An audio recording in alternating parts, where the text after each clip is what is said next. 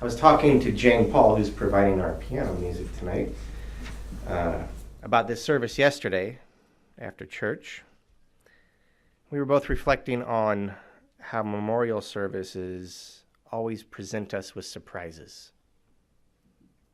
Because it's difficult to know a person in full unless you are present with them intimately over a long period of time. And most of us don't get that opportunity. Yet at a memorial service, we often have the opportunity to discover a more, if not entirely complete, more holistic view of a person with whom we have shared some time. And sure enough, Dave's life supplies us, or at least supplies me, with a number of pleasant surprises.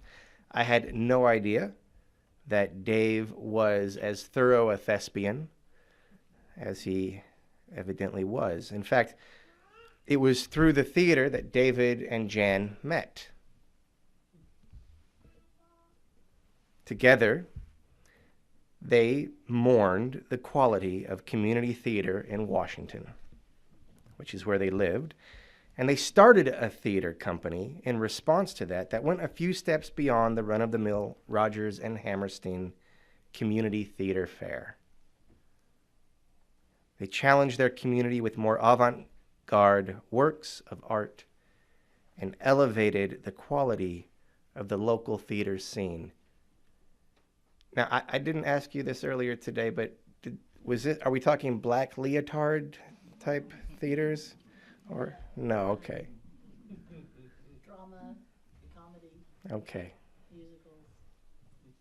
At any rate, they elevated the local scene.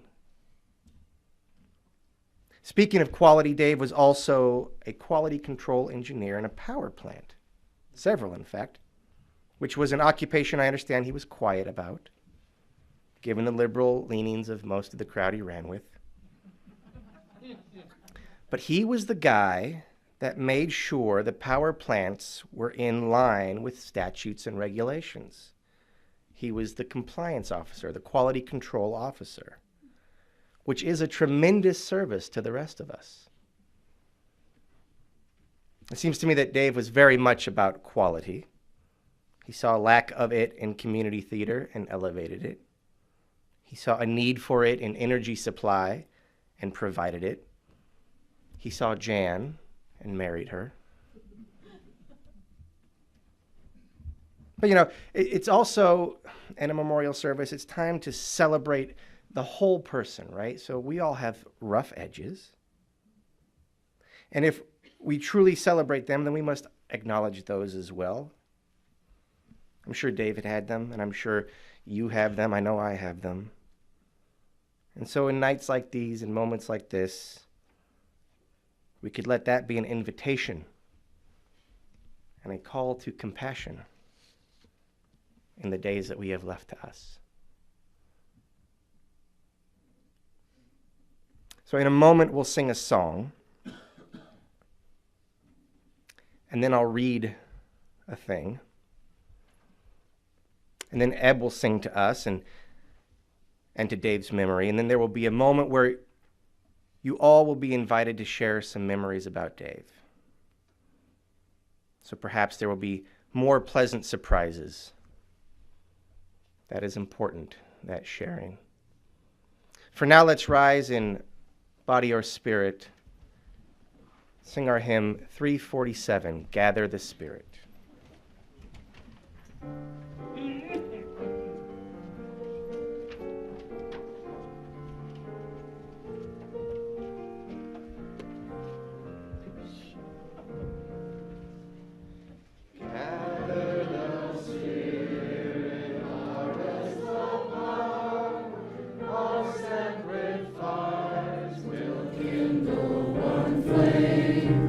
Witness the mystery of this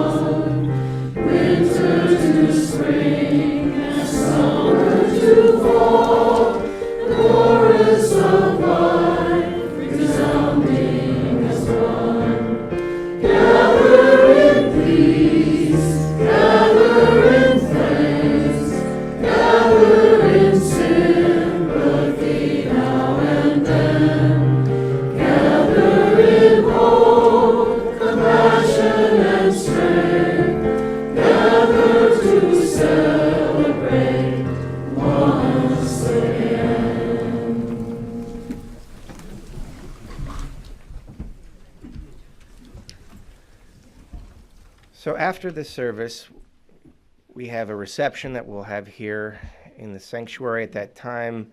Of course, please stay, enjoy each other's company. Take a look at some of these photos of Dave up here. I'm sure that you'll find surprises here.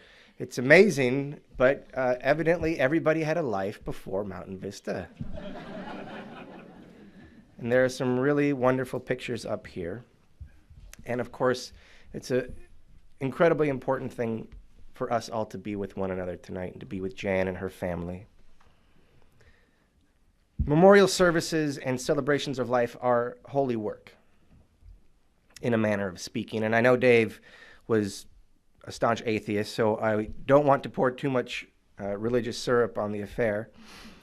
But this is holy work because this event is one of the first steps to remake the world. And not long ago, we shared this space, this world, our lives, with Dave Hatunen. And his death creates an absence, a rift in the fabric of our living, that services like this, the kindness of friends and family,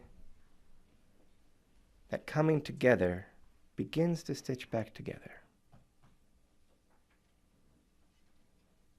And so we would be one. You may remain seated for our next hymn. It's number 318. We would be one.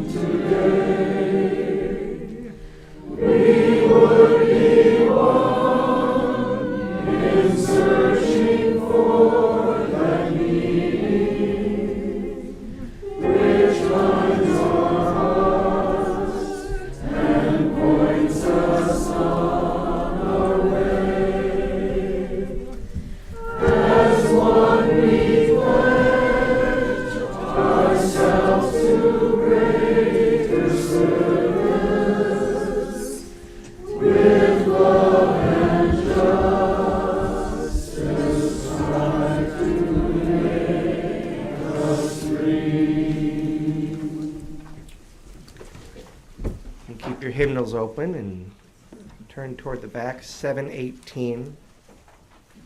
We will do a responsive reading.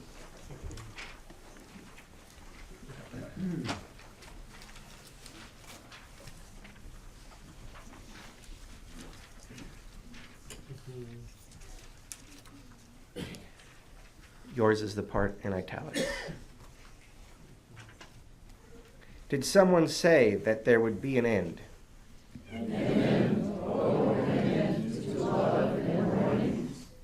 What has been once so interwoven cannot be raveled, nor the gift ungiven. Now the dead move through all of us, still glowing. Mother and child, lover and lover mated, are wound and bound together and in flowing. What has been fated cannot be unfated. Only stands for richer for each loss. And memory makes kings and queens of us. Dark into light, light into darkness, and when all the birds have flown to some great haven. We who would find shelter in the warmth within, listen and feel new cherished, new forgiven. As the lost human voices speak through us, and lend our complex love, our mourning without end. What I would do this evening, and I'm still not. Improvisation is a wonderful thing.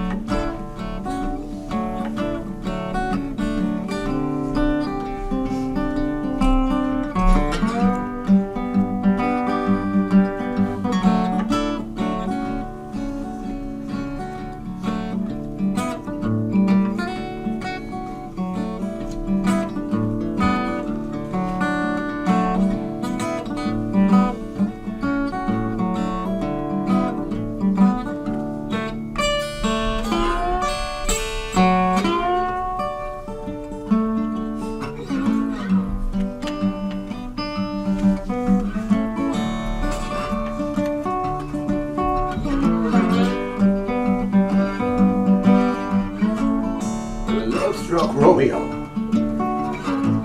sings the streets a serenade, laying everybody low. The love song that he made finds the streetlight, sets out from the shades of something like you and me, baby, how about it? Juliet says, hey, it's Romeo. He nearly gave me a heart attack. Playing underneath the window. Hey, Mom, my boyfriend's back. What you doing coming around here? Singing up to people like that? Anyway, there's nothing you can do about it. 'Cause Juliet,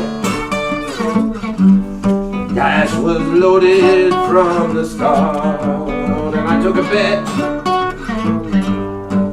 and you exploded in my heart, and there's a place for us, just like the movie song. When you're gonna realize the time was just so wrong.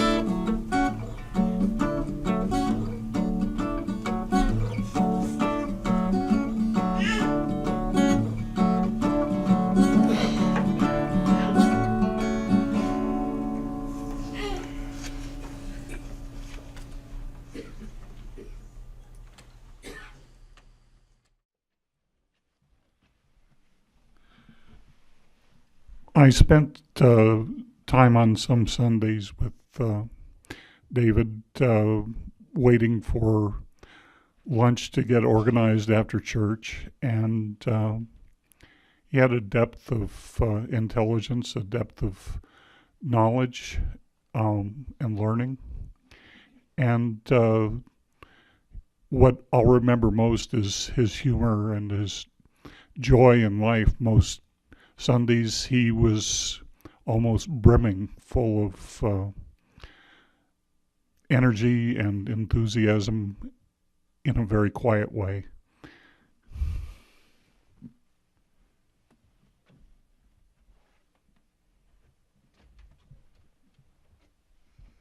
I got to know Dave pretty well in one facet of his character when we were both active in the Skeptics Forum several years ago. David was the ultimate rationalist. He said things like, it just comes down to one thing: do you believe in the supernatural or not? And he was like that at congregational meetings. He didn't beat around the bush. He just told it the way it was. And his comments were always, if not welcome, they were right on.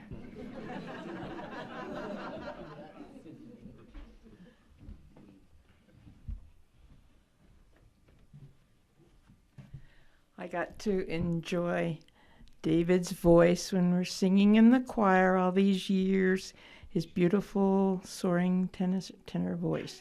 He loved to sing. He didn't want the song to end. He didn't want the note to end. He would go on, and the poor director would have a hard time ending the anthem because he loved to hold on to those beautiful notes that he sang. Just beautiful voice. I hear it still.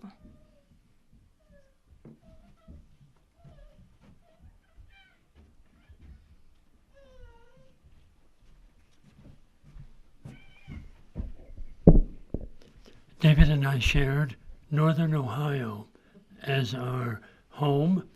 And when he told me about where he went to school, I said, of course I know where he went to school. And we also shared something, I guess you could say it along bloodlines. I don't know if we were cousins, but I'm Hungarian American, he's Finnish American. And Hungarians and Finns are related. We're Finno-Ugric. So we used to talk about that commonality.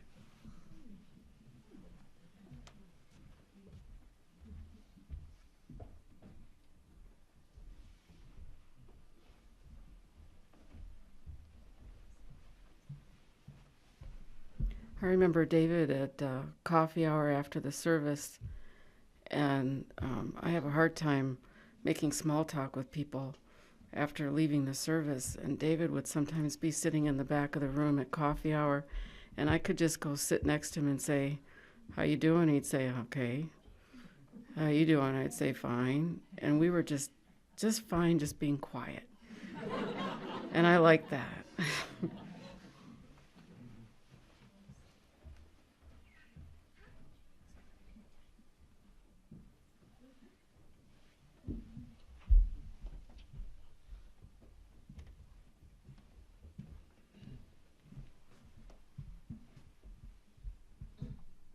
Malamada.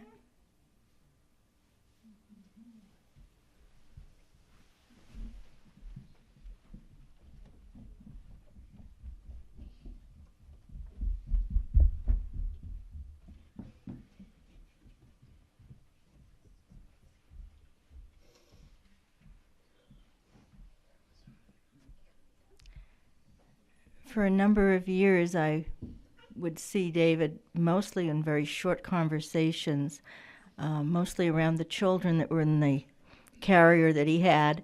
But in the last 2 or 3 years, we've had many more occasions to be together socially, and I worked with him on the endowment committee, and he really tells a wonderful story. I remember one time I was waiting, and we had a chat about how he came to be in Tucson, and I can't remember if it was he or Jan that told me the story of how they met in the theater down at Dakota, across from Dakota Cafe. And his very diverse interests and work backgrounds were fascinating.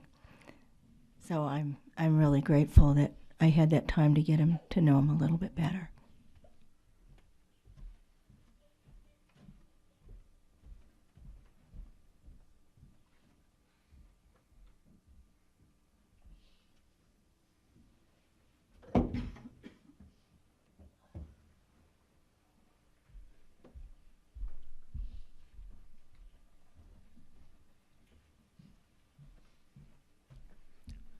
I was blessed to get to know David on trips to Puerto Penasco, which is a place that makes my heart sing, and which Jan and I have sworn to go to ASAP. I was always struck by David's phenomenal intellect. One of the things that really sticks in my mind is when Christiana was doing a sermon, and she started it by saying, "What does the year 1492 mean to you?" And UUs as a group are fairly high intelligence, and he was the only person in the entire room that came up with that was when Ferdinand and Isabella banished the Jews from Spain and all the ramifications of that. That's the way I remember David. When I think of him, I think of wisdom.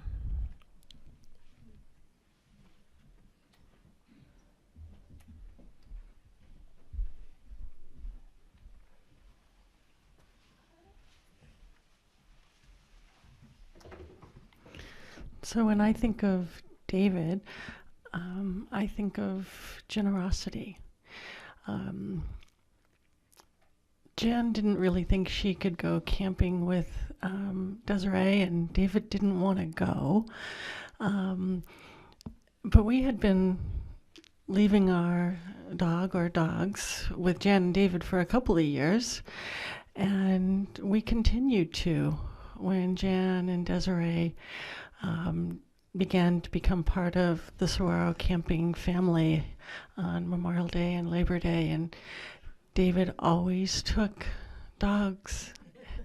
You would have thought he was part of the animal ministry.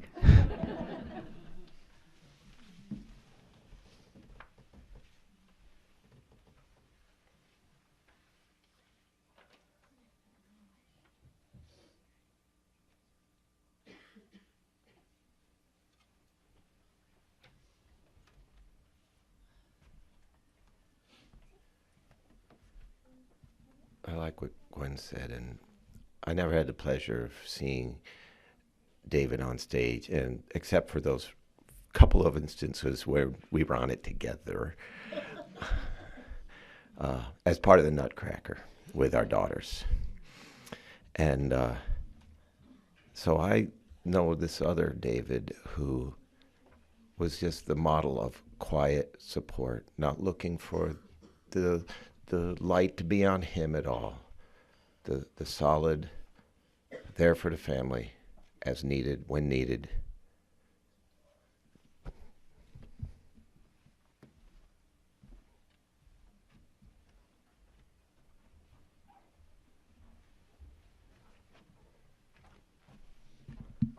One of Dave's adventures was to portray a carpool participant, and he got to be towed around in a vehicle that was a partial vehicle. And I think it included either real rain or fake rain, but he's trying to be this ideal carpooler all the time, and there's a pretty enjoyable story as he engaged in it.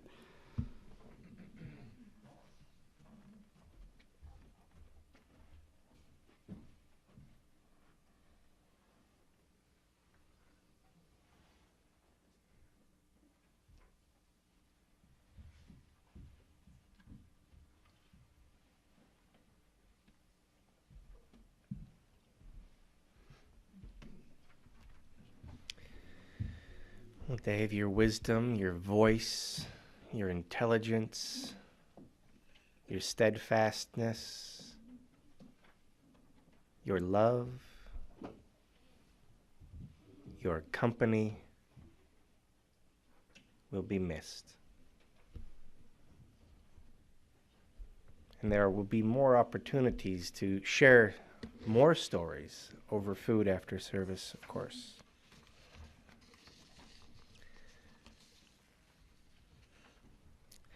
Let us now rise once again in body or spirit in the teal hymnal this time, 1057, Go Lift It Up.